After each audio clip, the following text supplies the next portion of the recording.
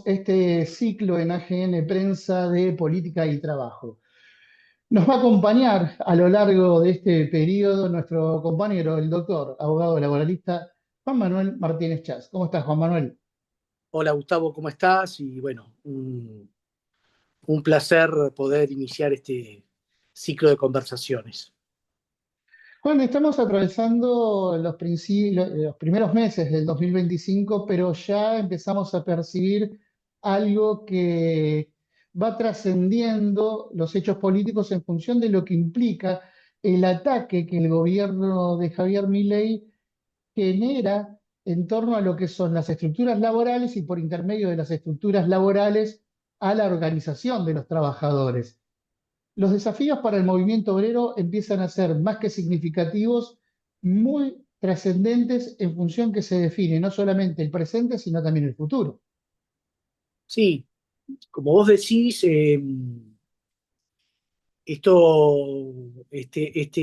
esta presidencia exaltada de Milei empieza por una definición muy clara que es un cambio de régimen político. Este cambio de régimen político que no es para mejor, sino para justamente profundizar el individualismo y la falta de solidaridad en un pueblo va sobre las bases fundamentales que constituyeron la solidaridad social y la legislación del trabajo, la existencia misma del sindicato. Fíjate vos que en cada una de sus intervenciones, tanto Milei como los funcionarios del gobierno, no solo hacen loas respecto de temas eh, recurrentes en los últimos años, como la flexibilización laboral, la industria del juicio, todo este eje que se ha creado para desvirtuar la verdadera naturaleza de las relaciones laborales y atacar a la justicia del trabajo y a los trabajadores y a los abogados laboralistas, sino que fundamentalmente lo que expresa esta visión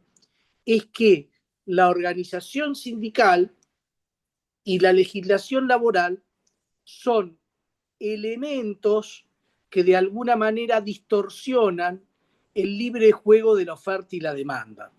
En realidad el libre juego de la oferta y la demanda, que ya sabemos, en algunas cosas se da y en otras cosas se esconde, pero lo más importante es entender que el sistema de un sindicato representativo de los trabajadores, de un sistema, de un Estado democrático y social de derecho, no justamente está en las antípodas de lo que se quiere. Entonces, para responder a tu pregunta, el movimiento obrero tiene que comenzar a pensar esto en términos estratégicos. Muchas veces se habla de una batalla cultural. Yo también creo que estamos en una batalla cultural. Ujú. Por eso creo que también el movimiento obrero, además de las luchas reivindicativas, de denunciar este modelo como un modelo de hambre, de extorsión, de falta de solidaridad social y de baja de las condiciones laborales que de alguna manera es una etapa vinculada al preperonismo, lo que tiene que hacer es justamente esa lucha, esa conmovisión, eh, esa la posibilidad de llegar a los distintos actores, fundamentalmente a los sectores más jóvenes, en sus diferentes expresiones de trabajo, para justamente narrar esta épica del sindicalismo y las necesidades en estas sociedades hiperindividualizadas y cruzadas por la tecnología ahora más. Ahora, en este contexto también se da un fenómeno particular, porque Argentina viene con una fuerte estructura de precarización laboral a través de la informalidad, y también esto modifica de cierta manera la conciencia de los trabajadores, porque hay muchos trabajadores de la informalidad que dicen o creen que pueden prescindir de la organización sindical, por lo menos hasta que no vean avasallados sus derechos. Cuando sus derechos son avasallados, ahí empiezan a adquirir la idea de una conciencia de afiliación sindical. Bueno, ahí también estamos ante una ruptura sociocultural muy importante que además se viene gestando desde hace años a partir de lo que implica la colonización liberal también, ¿no? Por eso me parece que el tema, uno de las asignaturas pendientes, si querés, cuando hablábamos de la cuestión reivindicativa, del convenio colectivo y la agenda tradicional, la negociación colectiva del movimiento obrero, tiene que ser, no, ya como una, no solo como una cuestión de convicción y de memoria histórica del movimiento obrero, sino también como una estrategia política de supervivencia, te diría, la lucha contra la informalidad laboral y justamente receptar las demandas de esos colectivos de trabajadores diseminados, abandonados, que tienen justamente esa visión que vos señalás, digamos, no valoran al sindicato por ahí por una cuestión de doble entrada. Primero porque no los tenemos en su agenda, ¿sí? En nuestra agenda. Esto es, no hay una, una reivindicación permanente para la generación de nuevos derechos para los trabajadores que tienen derechos, pero hoy están en la informalidad, en las diferentes formas de fraude laboral y por lo tanto no reciben los beneficios de la legislación del trabajo. Y me parece que el sindicato como tal tiene que asumir ese rol. Si no lo asume, es lógico que los trabajadores no sientan un estado de cercanía y digan, bueno, las necesidades me las voy a sufragar de alguna manera con mi esfuerzo individual, con lo que pueda hacer y demás, pero no se sienten parte porque tampoco hay una política para hacerlos parte. El otro día las declaraciones del presidente Milei, que habla un poquitito de todo, y mezcla temas acerca de por qué hay que bajar los niveles de protección o la legislación laboral para combatir los niveles de informalidad. Bueno, esto merece una respuesta importante y además con números, porque no solo falsea la realidad numérica y fáctica de lo que está pasando, sino que además va contra la esencia del humanismo que debe caracterizar al sindicalismo. Eh, Nosotros sabemos que la baja de los niveles de protección en este contexto mundial y en este contexto propio de Argentina en ningún caso va a generar mayores niveles de empleo y mucho menos niveles de empleo que se condigan con la dignidad que todo ser humano necesita en la vida, ¿no? Bueno, en torno a lo que estás diciendo, uno tiene que reflexionar inmediatamente en función de lo que implica los cambios estructurales que necesita la Argentina, no de las características liberales, conservadoras o reaccionarias como las que está implementando Milei, sino en torno, por ejemplo, al cambio de matriz productiva que vuelva a poner al trabajo en el centro de la escena de la organización social, algo que indefectiblemente, aún con gobiernos de características populares, tampoco se ha discutido en profundidad, porque en el fondo la matriz productiva, de cierta manera, termina desplazando la noción de trabajo en función de esa centralidad. Sí, claro. Bueno, la cuestión del trabajo como elemento central de nuestra sociedad y las sociedades democráticas occidentales, por llamarlo de alguna manera, está ausente desde hace largo tiempo. Ahora esta situación del gobierno que tenemos la patentiza, perdón, poniendo a las claras que este tema no interesa, que este tema lo va a resolver el mercado, cuando sabemos que no es así.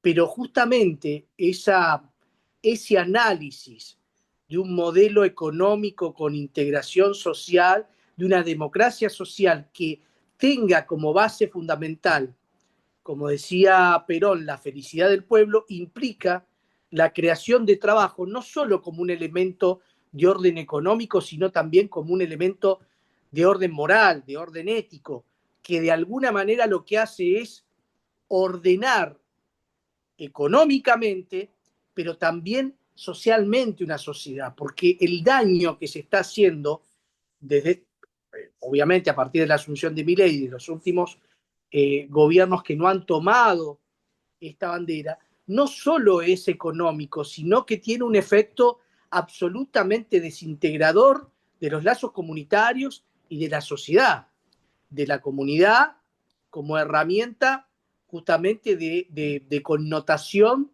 y de crecimiento. Y si vos me permitís, este tema también de la falta de solidaridad, de la falta de lazos comunes, producto de la ausencia del trabajo, de alguna manera lo que tiende es a generar también, además de un problema económico y un problema social, un problema político porque se desdibuja el concepto de nación, el concepto de patria, el concepto de pueblo, que está unido por diferentes denominadores comunes, ¿no? Seguramente a lo largo de nuestras emisiones vamos a hacer hincapié también y profundizar el tema de lo que representa la economía popular en la República Argentina, los trabajadores y trabajadoras de la economía popular. Pero en torno al tema que nos convoca hoy, también el núcleo central de esa solidaridad, de esa idea del trabajo como organizador social, la podemos encontrar también en el marco de los trabajadores organizados a través de la economía popular, que no ha sido debidamente discutida más allá de los ámbitos donde se desarrollan determinadas actividades por el campo político, ¿no? Y yo te agregaría algo, no se está analizando la cuestión tampoco desde un punto de vista geopolítico, porque la economía popular, social, el cuentapropismo y demás, hoy es una realidad en el mundo. Es una realidad desde hace mucho tiempo en América Latina con datos crecientes. Además, es la contracara de la pobreza. Generalmente estos sectores son los expulsados del sistema del trabajo formal y de esta política de industricidio, ¿no? Que obviamente expulsa a una serie de trabajadores que encuentran en el sector servicio, en la economía popular, en sus diferentes denominaciones.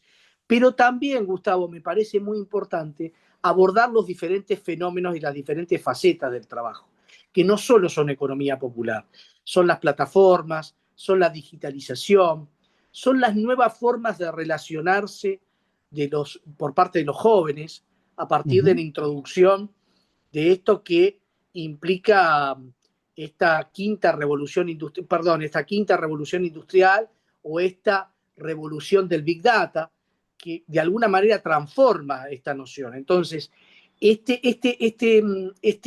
cúmulo de cuestiones que venimos planteando requieren una redefinición y esta redefinición tiene que ser alrededor de la CGT. ¿eh?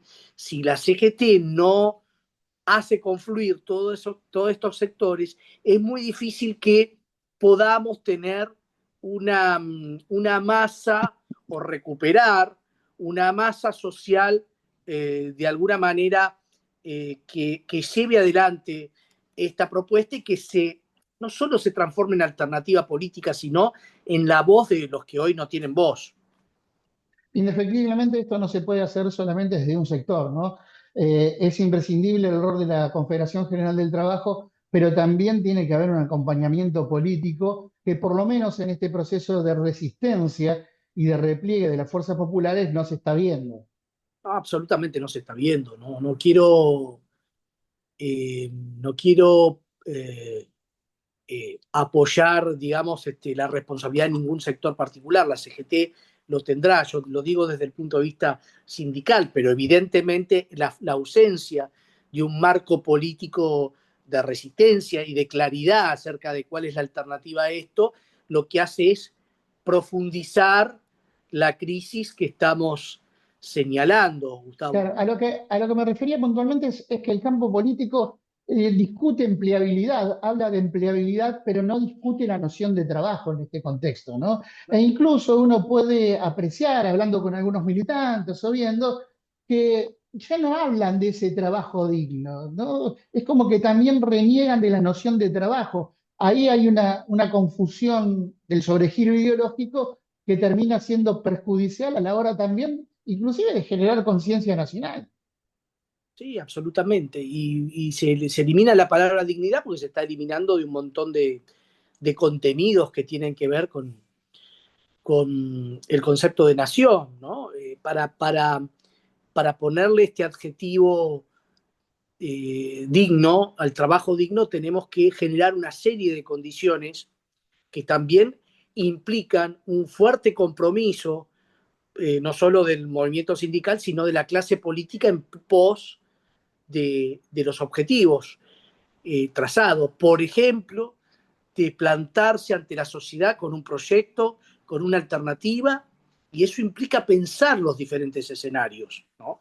Y bueno, esto evidentemente no está ocurriendo, y bueno, por eso está haciendo, digamos, no sé si fácil, pero con mayor, estamos haciendo que las reformas que quiere implementar mi ley o que está implementando mi ley aparentemente contarían con un consenso popular, cuando en realidad justamente el mapa político de lo que deberíamos llamar el sector nacional y popular, etcétera, no está cumpliendo el rol histórico que se debe cumplir en estas etapas y que sí lo ha cumplido en otras etapas de coyunturas similares en el país. Para ir cerrando ya la conversación del día de hoy, hay un factor que también empieza a ser clave que uno distingue cuando comienza a hablar con dirigentes sindicales, y es el hecho que se empieza a percibir que las bases comienzan a tener miedo en función de lo que implica la pérdida de trabajo. Hoy la táctica del gobierno nacional ha sido poner a los trabajadores entre la discusión salarial o la pérdida de la fuente laboral. De alguna manera, eso también contiene a la fuerza sindical a la hora de poder desarrollar cualquier tipo de acción directa, ¿no? No estamos diciendo que no las hacen porque hay acciones directas, pero el repliegue sobre la resistencia tiene un riesgo táctico en función, insisto, de esta característica que muchos dirigentes sindicales empiezan a señalar. Obviamente esto no quiere decir que haya parálisis en ese sentido, porque cada vez que hay movilizaciones son multitudinarias, pero evidentemente es un factor de incidencia profunda en este contexto y en esta coyuntura, ¿no? Sí, bueno, obviamente el miedo es uno de los factores más importantes que manejan estos modelos neoliberales eh, del ajuste y de la represión, ¿no? Porque hay una represión que tiene que ver con no, justamente los que se oponen al ajuste. Acordate, Gustavo, de que este sesgo desde este gobierno se planteó justamente con una política de represión de la resistencia Ujú, popular en las calles, ¿no? claro. El protocolo de seguridad, y además el tema de generar este miedo por los medios de comunicación oficiales y cómplices, sino también desde el punto de vista de entender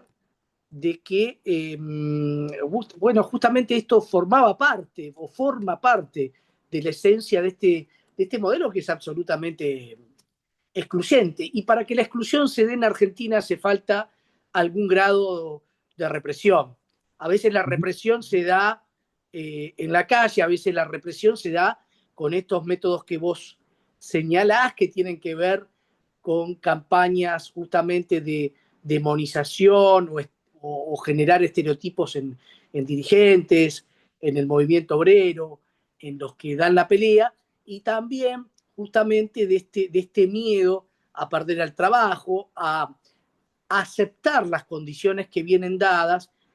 Por supuesto, como vos señalabas recién, es mejor tener un trabajo no registrado que no tenerlo, es mejor tener un trabajo con un convenio más flexible que estar en la informalidad, y esto es una espiral que va hacia abajo y que, bueno, obviamente es necesario, como decía alguien, que el miedo en algún momento cambie de bando, porque si no el problema es que estamos en una espiral hacia abajo donde nos conformamos con lo que haya, y lo que haya y lo que va a haber es muy poco para el sector trabajador.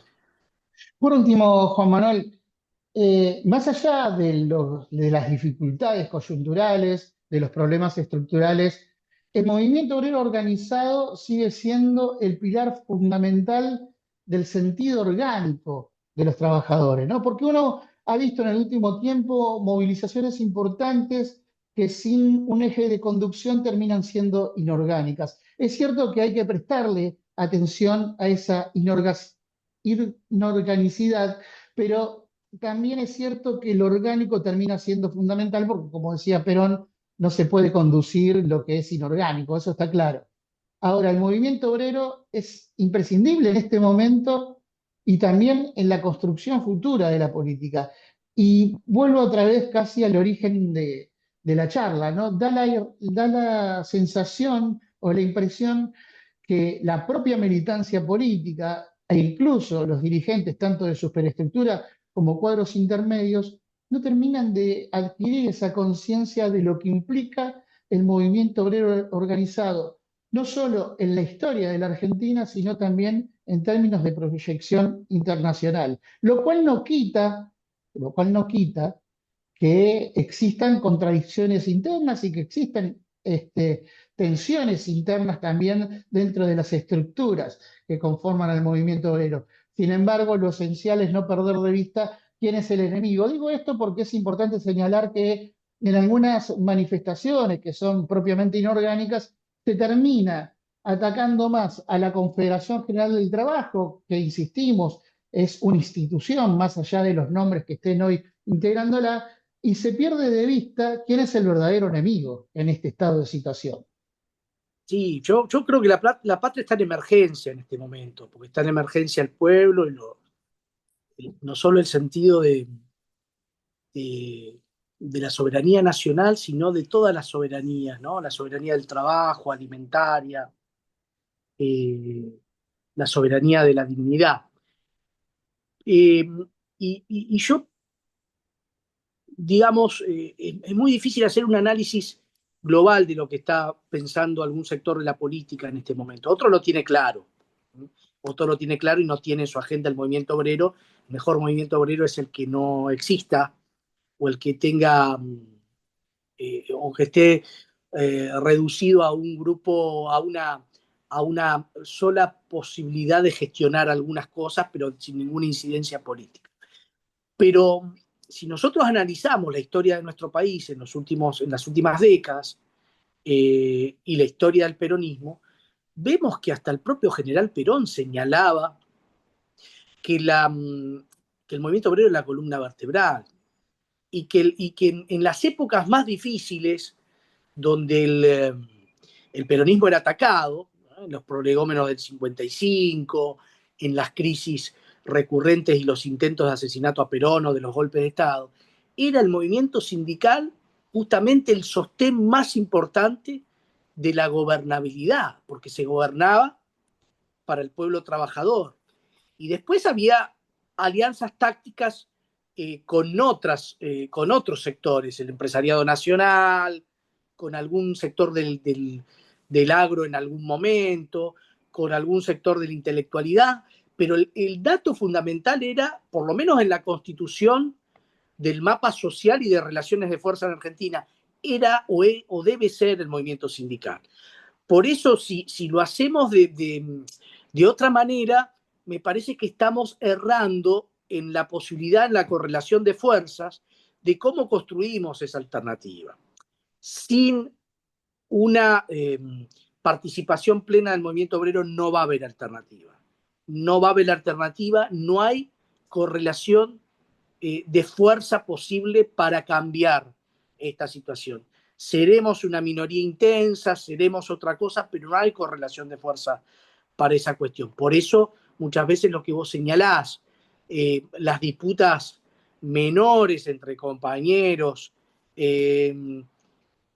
y tratar tratar de sacar pequeñas ventajas ante determinadas situaciones, no entendiendo el contexto en que se mueve cada sector, me parece de una miopía política que en realidad la va a terminar pagando el pueblo trabajador. Juan Manuel, nos vamos a reencontrar en otra emisión, en próximas emisiones, mejor dicho, de este espacio que dimos en llamar Trabajo y Política aquí en AGN Prensa. Ha sido un gusto para nosotros. Será hasta la próxima. Muchas gracias, Gustavo. Nos veremos pronto. Abrazo grande.